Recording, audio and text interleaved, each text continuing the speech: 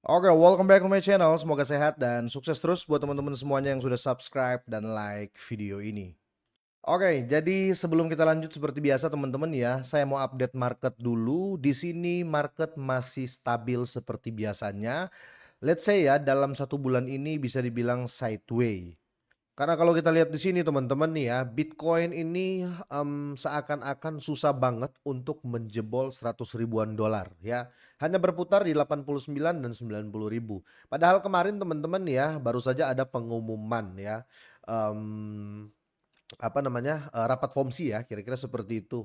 Tapi ya tidak naik, tidak turun juga di situ-situ aja harganya, mau beritanya positif, mau negatif ya, harganya masih di situ. Bahkan kalau kita lihat ya, ada beberapa yang terdampak yang menurut saya sangat signifikan dalam, segi transaksi, yaitu XRP ya.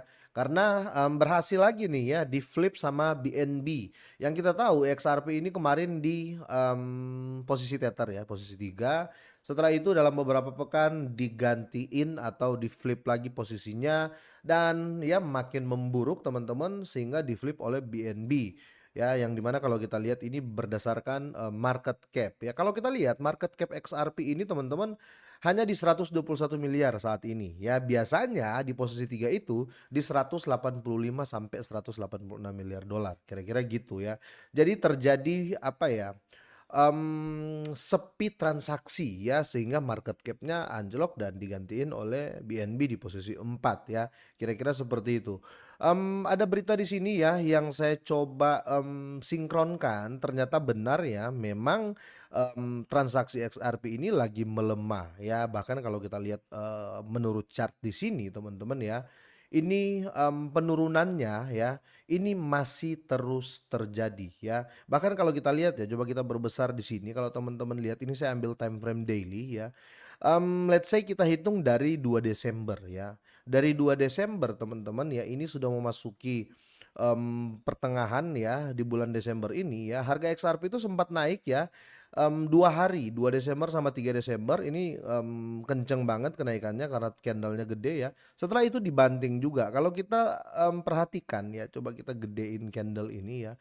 Kalau kita, bandingkan ya teman-teman ya, keempat candle ini sama ya, teman-teman bisa perhatikan ya, keempat candle ini tuh sama, cuman berbeda warna, warna. Di mana kita bisa analis di sini ya, kalau orang-orang yang beli ini di 2 candle ini mereka juga yang jualan, kira-kira gitu ya. Jadi bisa dibilang ya sepi peminat ya. Ya kalau menurut saya tetap positive thinking ya karena memang market lagi tidak stabil seperti ini untuk semuanya ya, bukan, XRP. Tapi yang menarik perhatian saya adalah chart dari XRP ini kalau kita hitung dari Black Swan di bulan Oktober tanggal 9 teman-teman ya, chartnya itu mulai dari tertingginya ya di 28 Oktober sampai di hari ini di tanggal 13, Desember teman-teman ya, ini turun terus ya. Jujur saja ini menurut, data ini turun terus ya, kira-kira gitu. Tapi sekali lagi ya, bukan berarti XRP ini jelek ya. Memang market kalau kita lihat ini market lagi turun semua Bos ya, kira-kira seperti itu ya. Nah, yang menggelitik di sini teman-teman ya, kalau kita lihat di sini ada news ya, yang di mana biaya transaksi XRP ini anjlok 90% ya. Dan di sini banyak sekali persepsi, yang mengatakan ya kemana harga, XRP ini selanjutnya ya, ini yang akan kita bahas. Nanti kita akan cocokin dengan chart ya, biar lebih, menunjukkan fakta lah ya, kira-kira seperti itu. Nah, di sini biaya transaksi XRP ini turun ke titik terendah sejak Desember 2020 ya. Nah, kalau kita lihat di sini saat ini jaringan yang hanya menghasilkan sekitar 650 XRP per hari dari biaya transaksi. Ini jauh turun dari 5.900 XRP pada 9 Februari. Ini jauh banget teman-teman ya. Kalau kita bilang ya 650 ke dari 5.900 ya ke 650 ini jauh banget teman-teman ya.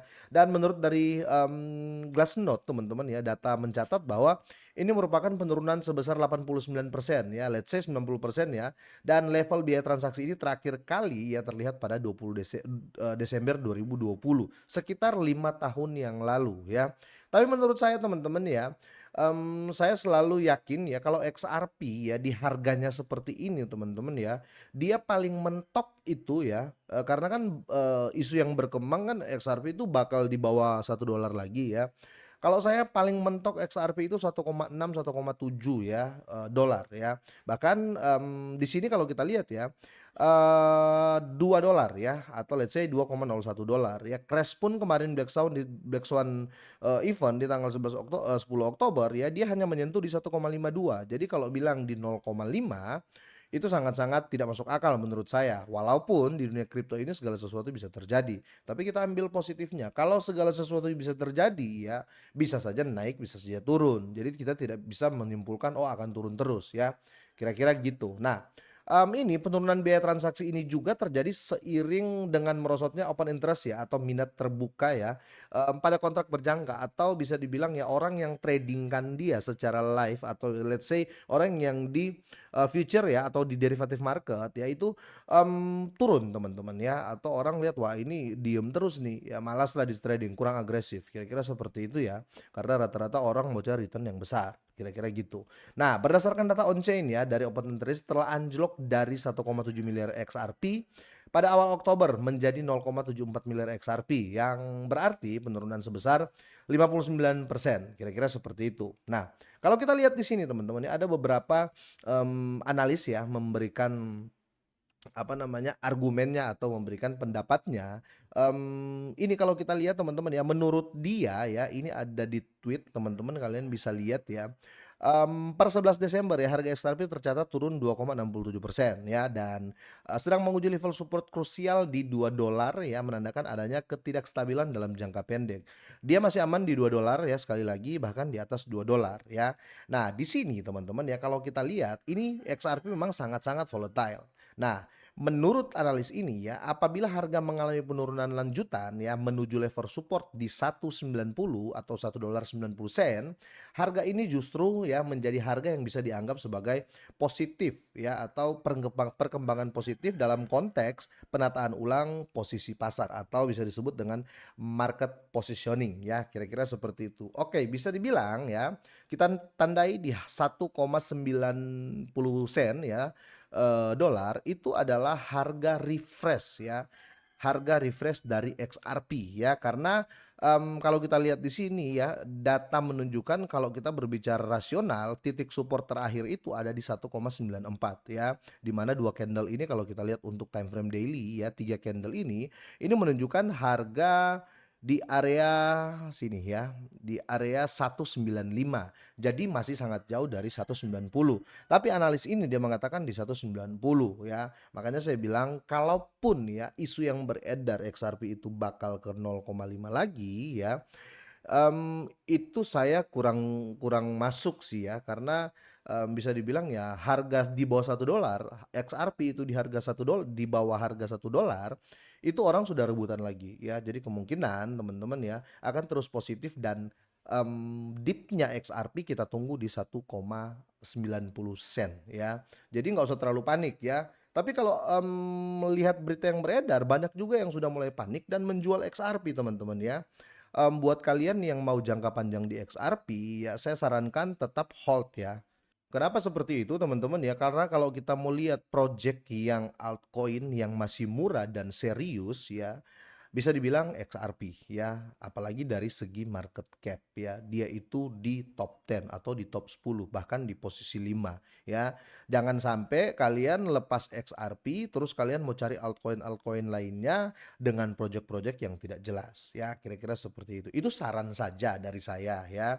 Tapi kalau kalian mau jual ya silakan juga teman-teman ya, itu kan uang kalian ya. Tapi kalau saya pribadi kalau kalian bilang, "Wah Bang saya jual ya," "Kamu jual nggak?" Enggak, tetap saya tahan ya. Karena saya mau return yang besar dari XRP karena project-nya itu, ya saya nggak usah jelasin lah, nggak bakal habis video ini kalau saya jelasin project-project besar dari XRP dan fundamental dari XRP ya. Jadi pesan saya, nggak usah panik ya dengan kondisi market seperti ini, toh ya kalau kita lihat yang jungkir harganya bukan cuma XRP. Jadi belajar kita melihat, apa namanya, market ya, market sedang hancur. Kita lihat di sini ya market cap untuk overall crypto itu jadi terjadi koreksi 2,51%. Ini overall teman-teman ya. Jadi dari semua, transaksi beli ya atau dari semua market cap-nya ya. Kecuali semua lagi hijau terus XRP sendiri yang turun terus ya, kemungkinan saya juga akan jualan pertama ya, kira-kira seperti itu.